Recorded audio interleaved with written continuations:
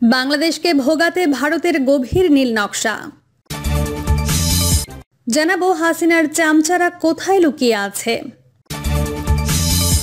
এবং সর্বশেষ জানাবো নির্বাচন ও দল গঠন ইস্যুতে ছাত্রদের সঙ্গে বিএনপির দূরত্ব বাড়ছে।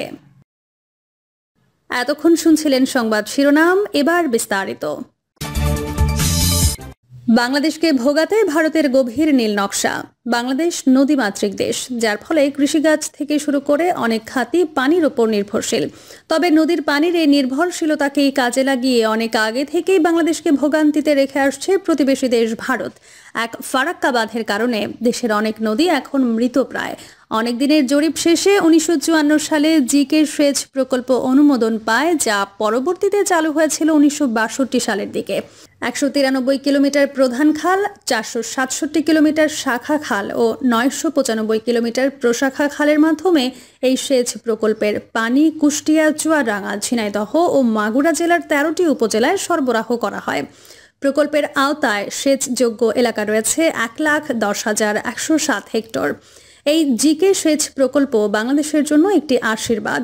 তবে ধীরে ধীরে প্রকল্পের একাধিক পাম্প বন্ধ হতে থাকে, কখনো পানির অভাবে, আবার কখনো যান্ত্রিক ত্রুটির ফলে বিগত এক যুগেরও বেশি সময় ধরে জিকে সেচ প্রকল্পের প্রধান দুটি পাম্প অচল রয়েছে, যার ফলে সেচযোগ্য সকল পানির সরবরাহ সম্পূর্ণভাবে হচ্ছিল না। এতদিন একটি পাম্পের ওপর নির্ভর করেই পদ্মা নদী থেকে খালের মাধ্যমে পানি এনে পাম্প মেশিনে পানি তুলে সেচ প্রকল্পের ক্যানেলে সরবরাহ করা হয়। আর প্রতি বছরই জানুয়ারি মাস জুড়ে সেচ প্রকল্পের পানির ওপর কৃষকদের চাহিদা অনেক বেশি থাকে, কেননা এই সময়টি বোরো ধান আবাদের মৌসুম। তবে এবার পদ্মায় পানির লেভেল কম থাকায় জিকে প্রকল্পের ইনটেক ক্যানেলে পানি ঢুকছে না, যার ফলে পাম্প দিয়ে পানি তুলে তা কৃষকদের জন্য সরবরাহ করা সম্ভব হচ্ছে না। এমন অবস্থায় পানির অভাবে বোরো ধান চাষিদের মাথায় হাত। এদিকে নির্মাণ কাজ শেষ করে 1975 সালে ভারতের ফারাক্কা বাঁধ চালু হয়, যা তখন কলকাতা বন্দরের নাব্যতা বৃদ্ধির কারণ দেখিয়ে তৈরি করা হয়েছিল। সেই থেকেই গঙ্গা নদীতে ভারতের ফারাক্কা বাঁধ একতরফা পানি প্রত্যাহার করার মাধ্যমে বাংলাদেশের অন্যতম গুরুত্বপূর্ণ পদ্মা নদী সহ আরও অনেক নদীর পানি কমিয়ে দেয়, যার ফলে এসব নদীর বেশিরভাগই আজকে মৃতপ্রায়। এই বাঁধ নিয়ে একাধিক চুক্তি হলেও ভারত এখনো বাংলাদেশকে পর্যাপ্ত পানি সরবরাহ করেনি, যার ফলে আজকে বাংলাদেশের একাধিক কৃষকরা পানির অভাবে নিজেদের কৃষিকাজ চালাতে ব্যর্থ হচ্ছেন। ফারাক্কা বাঁধ ছাড়াও বাংলাদেশের নদী দখল, সেচ প্রকল্পের ক্যানেল খনন কাজ বন্ধ সহ আরও বিভিন্ন কারণে দেশের কৃষিখাত বর্তমানে হুমকির মুখে। আর এ বিষয়ে সংশ্লিষ্ট কর্তৃপক্ষ যথাযথ ব্যবস্থা গ্রহণ তা নদীমাতৃক বাংলাদেশে অনেক বড় বিপর্যয় ডেকে আনতে পারে। হাসিনার চামচারা কোথায় লুকিয়ে আছে? স্বৈরাচার হাসিনা দেশ ছেড়ে পালিয়েছে 6 মাস হলো। এরপরও তার দোসররা খোলামেলা ঘুরে বেড়াচ্ছে। সেনাবাহিনীর গাড়িতে পর্যন্ত হামলা চালানোর দুঃসাহস দেখিয়েছে তারা। দেশব্যাপী বিভিন্ন সময় বিশৃঙ্খলা তৈরিরও চেষ্টা করেছে সাবেক প্রধানমন্ত্রীর অনুচররা। ডক্টর জাহেদ চৌধুরী সম্প্রতি এসব বিষয় নিয়ে বিস্তারিত আলোচনা করেছেন তার ইউটিউব চ্যানেলে। এ সময় তিনি হাসিনা পালানোর পরের দুটি ঘটনা উল্লেখ করেন। এর মধ্যে একটি ঘটনা পাবনার সুজানগর উপজেলায় পুলিশের গাড়ি থামিয়ে গ্রেপ্তার হওয়া আওয়ামী লীগ নেতাকে ছিনিয়ে নেওয়ার। 2 ফেব্রুয়ারি রোববার বিকেলে উপজেলার মথুরাপুর স্কুল মাঠে এই ঘটনা ঘটে। ছিনিয়ে নেওয়া ওই আওয়ামী লীগ নেতার নাম আব্দুল ওহাব। তিনি সুজানগর উপজেলা আওয়ামী লীগের সভাপতি ও উপজেলা পরিষদের সাবেক চেয়ারম্যান। বিস্ফোরক আইনে করা এই মামলার আসামিও তিনি। জাহেদ চৌধুরীর মতে দেশটা এখনও আওয়ামী লীগের দখলে, আর এজন্যই তাদের এতটা দুঃসাহস। ডক্টর জাহেদ চৌধুরী আওয়ামী লীগের দোসরদের দ্বারা গোপালগঞ্জে ঘটে যাওয়া আরও দুটি ঘটনা উল্লেখ করেন। গত বছরের 14 সেপ্টেম্বর স্বেচ্ছাসেবক দলের গাড়ি বহরে আওয়ামী লীগ হামলা চালায়, এতে একজন নিহত সহ আহত হয় অর্ধ শতাধিক। এ সময় তিনি হাসিনার নিজ এলাকায় পুলিশ ও সেনাবাহিনীর সাথে তার দোসররা যা করেছিল তাও মনে করিয়ে দেন। সেনাবাহিনীর গাড়িতে পর্যন্ত আগুন লাগিয়েছিল তারা। এই ঘটনাটি উল্লেখ করে ডক্টর জাহেদ চৌধুরী প্রশ্ন রাখেন, তবে কি টুঙ্গিপাড়ার স্বাধীন একটি দেশ যা নিয়ন্ত্রণ করছে আওয়ামী লীগের দোসররা? আওয়ামী লীগের চেলারা কি তবে লুকিয়ে আছে এই গোপালগঞ্জেই? গত বছরের 10 আগস্ট ঘটে এই ঘটনাটি। সেদিন শেখ হাসিনাকে দেশ ত্যাগে বাধ্য করার প্রতিবাদেও তাকে দেশে ফিরিয়ে আনতে গোপালগঞ্জে বিক্ষোভ মিছিল করে গোপালগঞ্জ সদর উপজেলা, গোপীনাথপুর, জালালাবাদ, কাশিয়ানী উপজেলা, নিজামকান্দি ইউনিয়নের আওয়ামী লীগ ও সহযোগী সংগঠনের নেতাকর্মী ও সমর্থকরা।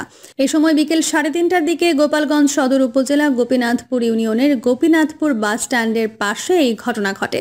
তারা আগুন লাগিয়ে দেয় সেনাবাহিনীর গাড়ি বহরে। এই ঘটনায় 7 জন আহত হবার খবর পাওয়া যায়।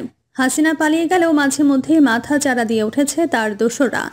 এখনই সময় ওদের থামানোর, এখনই সময় স্বৈরাচারের দোসরদের বিচার করার। ঠিক এমনটি মনে করেন দেশের প্রতিটি আমজনতা। নির্বাচন ও দল গঠন ইস্যুতে ছাত্রদের সঙ্গে বিএনপির দূরত্ব বাড়ছে। শেখ হাসিনার পতনে সবাই একমত হলেও রাজনীতির মঞ্চে ক্রমে তীব্র হচ্ছে অনৈক্যের সুর।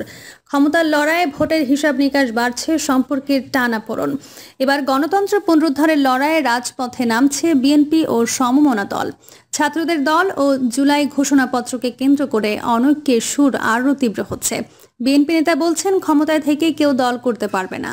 দল করতে ক্ষমতা থেকে পদত্যাগ করে দল করতে হবে, তখন কোনো আপত্তি থাকবে না। গত বছরের ডিসেম্বরের চেয়ে চলতি জানুয়ারি মাসে দেশে রাজনৈতিক সহিংসতায় হতাহতের সংখ্যা বেড়েছে।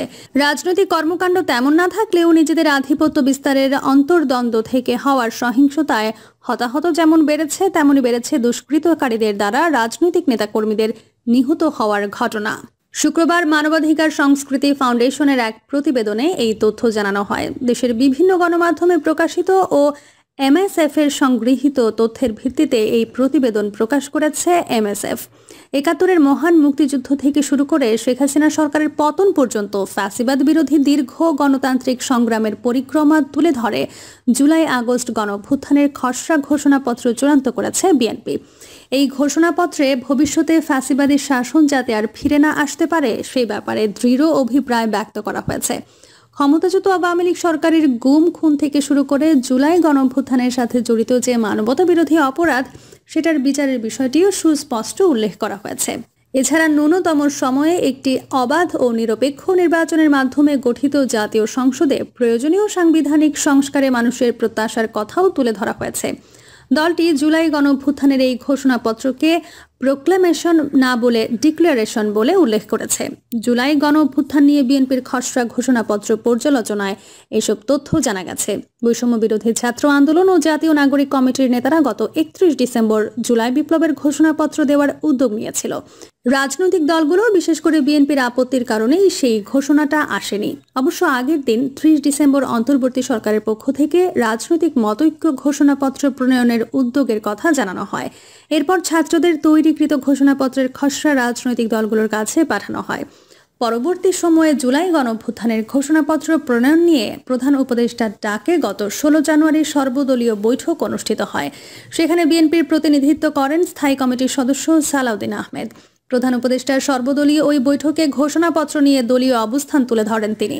সেখানে সালাউদ্দিন আহমেদ বলেন, যে কোনো গণ অভ্যুত্থান, গণ আন্দোলনের রাজনৈতিক দলিল প্রণয়নের ক্ষেত্রে রাজনৈতিক মতৈক্য অত্যন্ত গুরুত্বপূর্ণ। একই সঙ্গে এর আইনি ভিত্তি কী হবে সে ব্যাপারেও যথেষ্ট আলোচনা পর্যালোচনার প্রয়োজন আছে। এরপর বিএনপি এটা নিয়ে দলীয় নীতি নির্ধারণী ফোরামে একাধিক বৈঠক করেছে। সেখানে জুলাই গণঅভ্যুত্থান এবং অন্তর্বর্তী সরকার গঠনের এতদিন পরে এসে এই ঘোষণাপত্রের যৌক্তিকতা, প্রাসঙ্গিকতা ও প্রয়োজনীয়তা আছে কিনা এ ধরনের নানা বক্তব্য আসে। ঘোষণাপত্র প্রণয়ন নিয়ে নানা প্রশ্ন থাকলেও চূড়ান্তভাবে ছাত্রদের প্রস্তাবিত জুলাই গণঅভ্যুত্থানের ঘোষণাপত্র প্রণয়নের উদ্যোগকে সম্মান জানিয়ে বাস্তবতার নিরিখে খসড়ায় প্রয়োজনীয় সংস্কার ও পরিবর্তন আনার সিদ্ধান্ত নেয় বিএনপি। তারই আলোকে দলটি এই খসড়া ঘোষণাপত্র চূড়ান্ত করেছে। ছাত্রদের ঘোষণাপত্রের সংবিধান সম্পর্কে বলা হয়েছে, স্বাধীন বাংলাদেশে 1972 সালের সংবিধান স্বাধীনতা যুদ্ধে শহীদ ও অংশগ্রহণকারী লাখ লাখ মানুষের মতামত ও প্রত্যাশাকে প্রতিফলন করতে ব্যর্থ হয়েছিল এবং গণতন্ত্র ও রাষ্ট্রীয় প্রতিষ্ঠানগুলোকে ব্যর্থ করার পথ সুগম করেছিল। এছাড়া বিগত শেখ হাসিনার আওয়ামী লীগ সরকার একদলীয় স্বার্থে সংবিধান সংশোধন ও পরিবর্তন করে বাংলাদেশের সব রাষ্ট্রীয় ও সামাজিক প্রতিষ্ঠানকে ধ্বংস করেছে। তাই আমরা ফ্যাসিবাদ ও স্বৈরাচারকে লালন করার দলিল 1972 সালের সংবিধান সংশোধন বা প্রয়োজন বাতিল করার অভিপ্রায় ব্যক্ত করলাম। জানতে চাইলে বিএনপির স্থায়ী কমিটির সদস্য সালাউদ্দিন আহমেদ গণমাধ্যমকে বলেন, জুলাই গণঅভ্যুত্থানে আমরাও একটা খসড়া ঘোষণাপত্র প্রস্তুত করেছি এবং সেটা নিয়ে এখন যুগপৎ আন্দোলনের শরিকদের সঙ্গে আলোচনা করছি, তাদের মতামত নিচ্ছি। বিএনপি সহ সমমনা রাজনৈতিক দলগুলোর বিগত 15 থেকে 16 বছরের আন্দোলন সংগ্রামের পথ ধরেই জুলাই গণঅভ্যুত্থানে ফ্যাসিবাদের পতন হয়েছে। সুতরাং এখানে প্রত্যেকেরই অবদান আছে। এ মাসের প্রথমার্ধে আসছে জুলাই আন্দোলনের নেতৃত্ব দেওয়া ছাত্রদের রাজনৈতিক দল। প্রিয় দর্শক, এই ছিল এখনকার সর্বশেষ সংবাদ। আপডেট সব সংবাদ পেতে চ্যানেলটি সাবস্ক্রাইব করে বেল আইকনটি ক্লিক করে রাখুন।